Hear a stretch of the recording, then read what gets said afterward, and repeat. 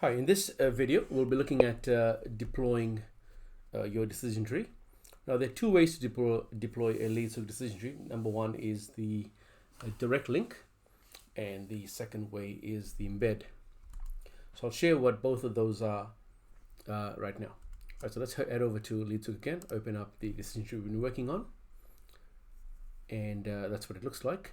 So the direct link is that version there. And I'm just going to open it up in a new page.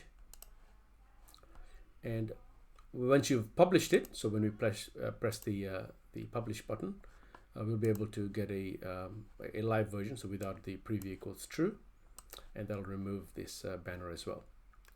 Right, so that's what that looks like in the direct link version. Now, don't get too concerned about the design. We'll look at the design in the next video, but for now, just understand the difference between the two.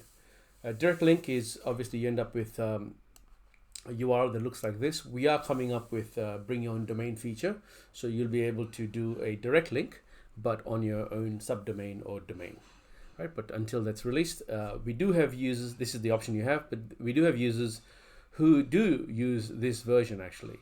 So when we first created LeadsHook, we didn't think anyone would be using this, but they are. They're getting good opt-in rates, and they're quite happy to continue to use that. Some of them are even direct linking from ads directly to a decision tree that looks not too different to this, maybe with a little bit more design. All right, so that's the direct link version. The next variation, which is the embed version, is the embed code. And so I'll share, we'll go through the design aspects of both of these in the next video, but for now, just know that this is what you're going to do. So I'm going to copy this and head over to, in my case, a WordPress blog where I'm going to put this on a page.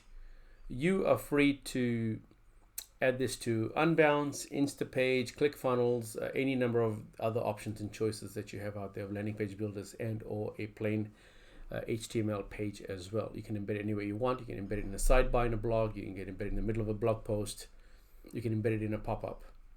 The embed code that we have, it's fully responsive, will work on mobile devices as well as desktops and tablets, and you can put it anywhere you want. So I'm just going to put it on a single WordPress page, but and look at show you some variations. But for now, let's go ahead and add the embed version in. So add new.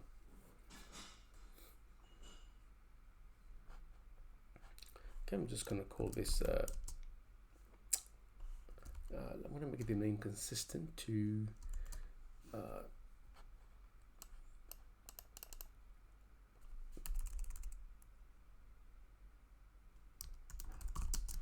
using LeadsHook embedded. Okay, so that's what I'm going to look at. I'll use the Divi builder rather than Brizzy. They're just a simple to use builder. Go ahead and add, I'm just going to pick this one here, insert a module, looking at code, and copy and paste. Right, and that's the embed version. Publish, really just 30 seconds. To do that, go ahead and preview this, because I've already published it. Yep, I have. Oops, I believe I may have published the preview. Oh yeah, of course, because the decision tree hasn't been published yet.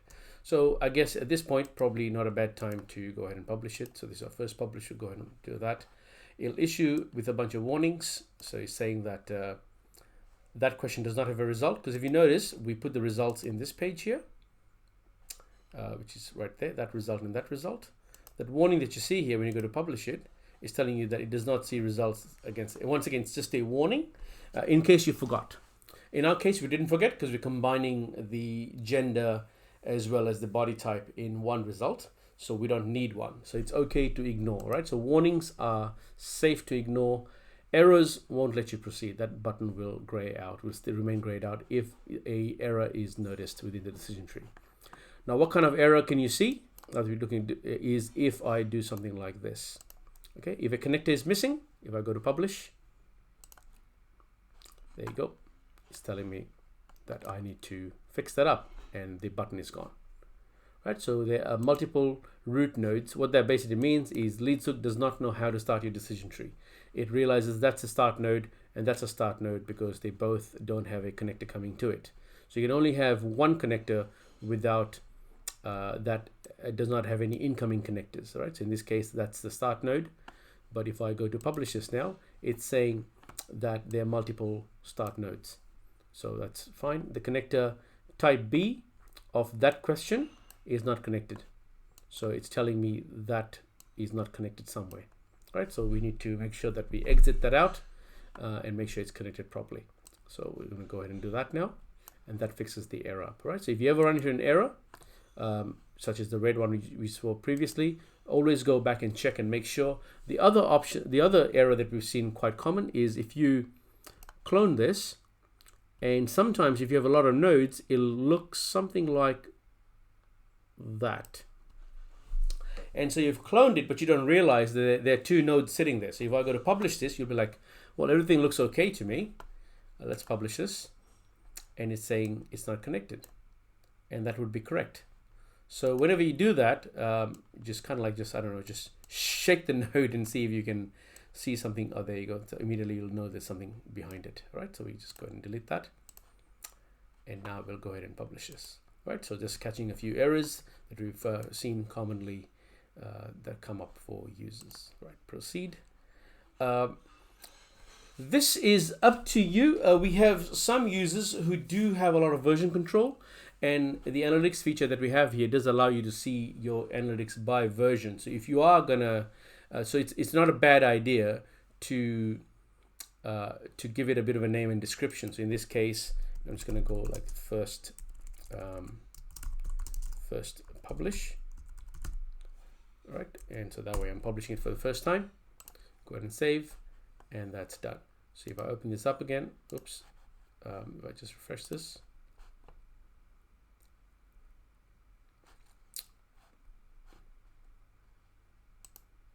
there you go, it's the version 1 right there.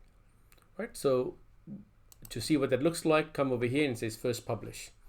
So if you decide to make, let's say you're doing some testing and you realize that node could be better worded, so you change the text, you can go ahead and publish it, and when you press proceed here, it'll ask you that same UI to enter in some details. So you can say changed, you know, the second node, or change this node from this text to this text. So now you can track the differences of the versions, and you can get the analytics about them and see what is happening between version to version. Right, so if you meticulously keep your records, which each time you publish with the respective change, you'll be able to over time see the performance of your decision tree on a version by version basis. So it's highly recommended, but it's up to you whether you choose to use it or not. You can leave it blank. It's not a mandatory field.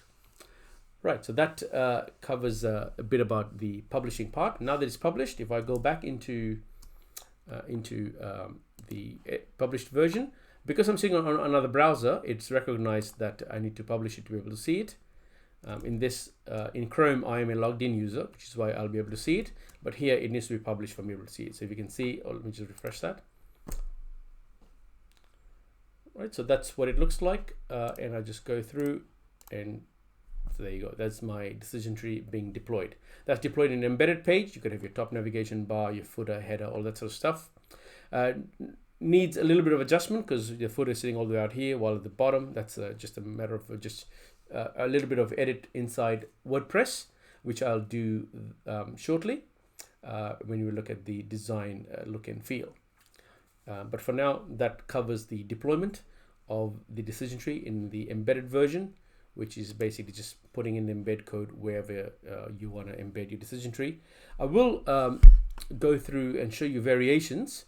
So if we look at leadshook.com/examples, you'll see that we've got quite a few examples over here. So I'm going to show you this one.